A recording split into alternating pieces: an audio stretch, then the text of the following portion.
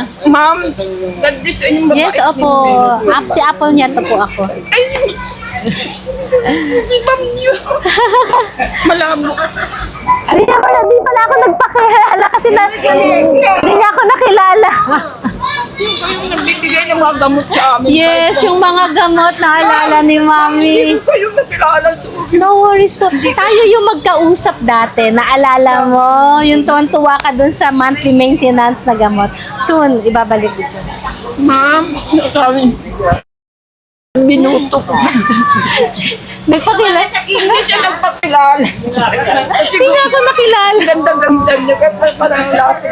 Sexy na kasi. Ay, Taluan. Sabi niya, ako kasi ako.